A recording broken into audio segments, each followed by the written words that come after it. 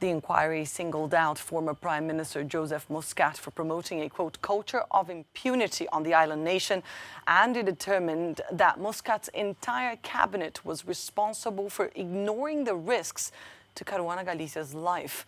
The judges leading the investigation also said that the tentacles of impunity spread to other regulatory bodies and the police, leading to a collapse in the rule of law. Caruana Galizia was killed in an explosion as she drove away from her home almost 4 years ago. And for more on this story, let's cross live now to journalist Mark Lawrence Zamet, who's standing by for us. Mark, thank you very much for joining us here on Euronews tonight. The investigation found that the government failed to identify a real and immediate threat to Daphne Caruana Galicia's life. How is the Maltese government now reacting to the findings?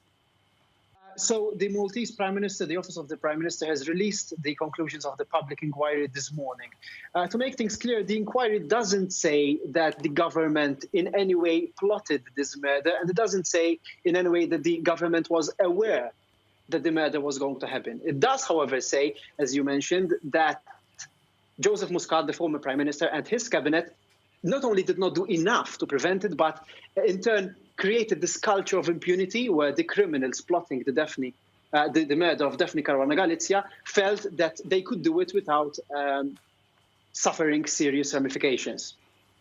Can you tell us more about how these threats manifested in Caruana Galicia's life and why she was a potential target?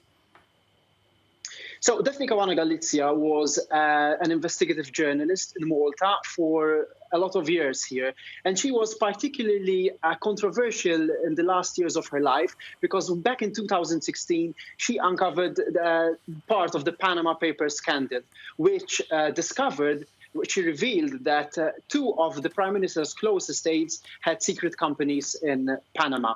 And these were Keith Cambry, his former chief of staff, and Conrad Mitzi, who was then minister. So naturally, civil society back then said that these two should resign, but the Prime Minister, Joseph Muscat, had kept them on in their places for more years. And that's what the inquiry says. That his failure to take action and maybe make them resign has led eventually to this culture of impunity. And the fact that the ministers didn't say anything, didn't do anything to prevent this has led to this murder happening.